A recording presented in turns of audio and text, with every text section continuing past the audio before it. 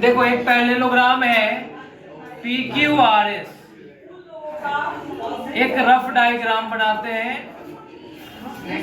ठीक है, जिसमें कि PQ 12 centimetre, 12 centimetre, PS 9 centimetre और bisector of angle P meets SR in M।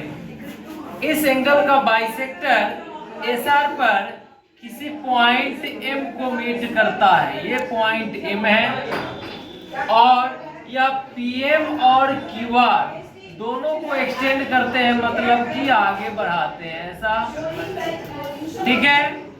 और ये पॉइंट T पर मिल रहा है। बोल रहे हैं यहाँ पर find the length of RT, इसका वैल्यू फाइंड करना है कितना होगा। तो ये सबसे पहले देखो, ये अगर 12 है तो यहाँ से लेकर के यहाँ तक ये 12 होगा, ये 9 है तो यहाँ से लेकर के यहाँ तक ये 9 होगा, समझ रहे हो। ये 9 है तो ये भी 9 होगा, ये 12 है तो ये भी 12 है, यहाँ तक आ गया। एक बात जान लो, ये क्या है, पैरेललोग्राम है, ठीक है। तो जितना एंगल ये होगा उतना ही एंगल ये होगा, क्यों, कॉरेस्पॉन्डिंग एंगल से, ठीक है। और उसके बाद ये एंगल और ये एंगल दोनों इक्वल होंगे, ठीक है।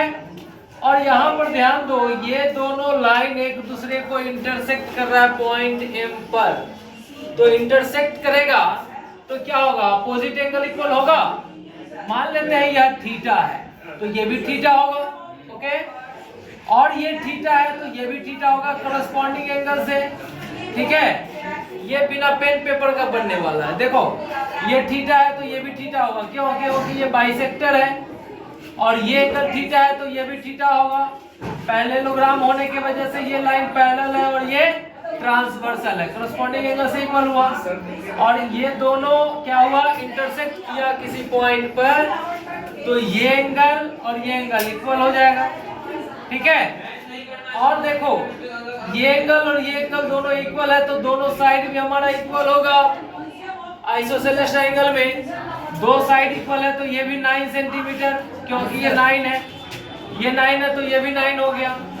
उसके बाद यहाँ से लेके यहाँ तक ये 12 है, ठीक है, तो ये 9 है तो ये कितना हो जाएगा, 3 हो जाएगा। अब इस ट्रायंगल में देखो PMBRT में ये थीटा है, ठीक है, तो ये कितना हो जाएगा, ये भी थीटा हो जाएगा।